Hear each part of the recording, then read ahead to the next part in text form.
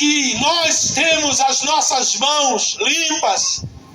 O sangue dessas pessoas não vai estar nas nossas mãos, porque o evangelho é pregado, é anunciado. O sangue vai ficar sobre eles mesmos, porque eles não deram crédito à palavra de Deus. Aleluia. Então, queridos, não se engane. Não se engane que a tua alma tem um adversário. Você tem um adversário invisível que você não vê. Mas a Bíblia é categórica em nos mostrar.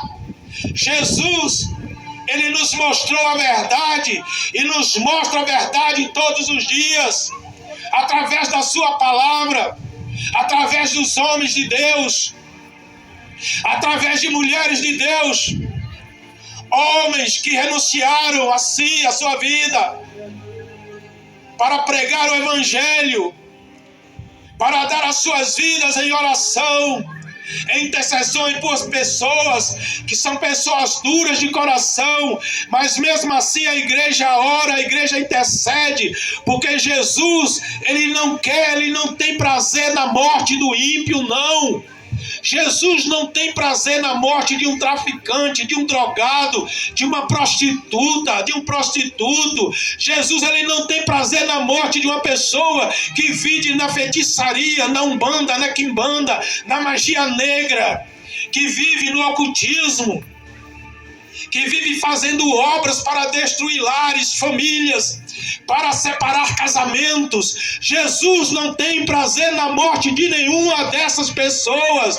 Jesus ama você, como está escrito em João 3,16, porque Deus amou o mundo de tal maneira que enviou Jesus Cristo, o seu Filho único, unigênito, primeiro de todos, para que todo aquele que nele crê não pereça, mas tenha a vida eterna. No 17 ele vai dizer, porque Deus, aleluia, porque Deus não enviou seu Filho ao mundo para condenar o mundo, mas para que o mundo fosse salvo através de Jesus.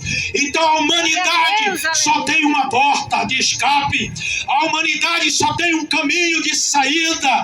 A porta é o caminho, é Jesus. O caminho é estreito, é doloroso, é apertado, tem luta, tem tribulação, tem doença, porque nós somos carne, seres humanos, sujeito à doença, sujeito a passar perseguições e lutas. Ainda estamos sujeitos nós, como servo de Deus, ainda estamos sujeitos até a pecar, mas a Bíblia diz para que nós não vivemos uma vida no pecado, como nós vivíamos no passado, porque foi dito, nós temos um passado, nós que estamos aqui tivemos um passado escuro, um passado tenebroso, mas Jesus pegou estes pecados, como está escrito na sua palavra, e jogou lá no mar do esquecimento.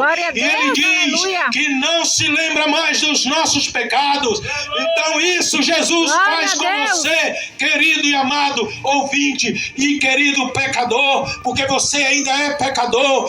Ainda que você venha para Jesus, você ainda continua sujeito a pecado, mas você não vai viver mais na prática do pecado, porque o Espírito Santo, ele que convence, ele que é o intercessor, ele que é o próprio Cristo, é o outro Consolador, enviado da parte de Deus e da parte de Jesus para consolar você, para consolar a igreja. Aleluia. Deus, aleluia. E a igreja só está de pé por causa dele, do Espírito Santo. Aleluia. A igreja continua marchando por causa dele, o Espírito Santo. É ele que é o próprio Jesus, o outro amigo, o outro Consolador, o outro Deus presente nas nossas aflições, porque nós como cristãos, nós passamos lutas, Nós passamos aflições, mas as nossas lutas e as nossas aflições é conhecido no dobrado do nosso joelho